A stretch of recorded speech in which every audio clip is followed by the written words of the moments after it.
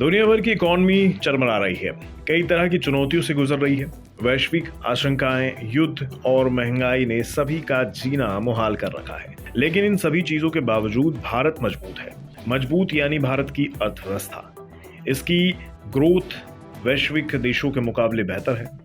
अब इस कथन यानी स्टेटमेंट के पीछे हम आपको कुछ आंकड़े बताएंगे जो ये साबित करेंगे कि भारत सही मायने में और देशों के मुकाबले कहां खड़ा होता है। असल में एशियन डेवलपमेंट बैंक ने भारत की अर्थव्यवस्था को लेकर एक आंकड़ा पेश किया है। इसमें एशियन डेवलपमेंट बैंक ने साल 2022-23 के लिए भारत की आर्थिक वृद्धि 7% रहने का अनुमान लगाया है। इससे पहले भी सितंबर महीने में एशियन डेवलपमेंट बैंक ने इतनी ही ग्रोथ का अनुमान दिया था। यानी आसान भाषा में कहें तो दुनिया भर के सामने आई चुनौतियों का असर भारत पर नहीं पड़ा।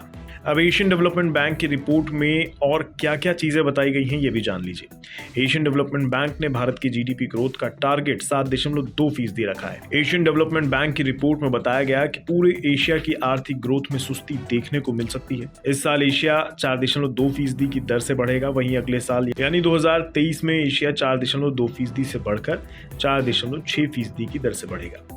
अब और कौन कौन से ग्लोबल रेटिंग एजेंसियां हैं जो भारत के ग्रोथ पर बुलिश यानी पॉजिटिव दिखाई दे रही हैं? S&P ग्लोबल रेटिंग्स भारत के फाइनेंशियल 2023 के लिए जीडीपी ग्रोथ के अनुमान को 7% रखा हुआ है।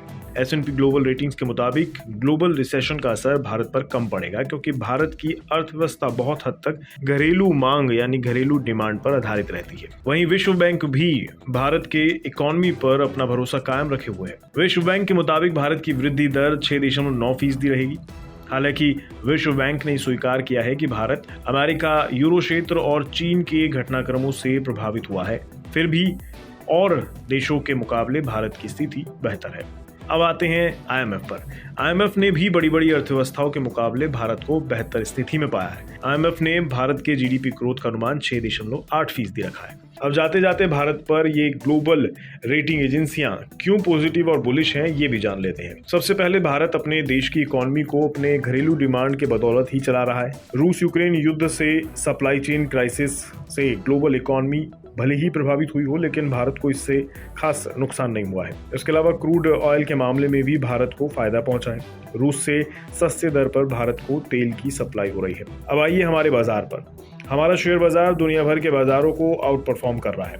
यानी जहां अमेरिका के बाजार एक साल में लोगों को 5 से 7% का नेगेटिव रिटर्न दे रहे हैं, वहीं भारतीय बाजार ने निवेशकों को 7.61% का पॉजिटिव रिटर्न दिया है।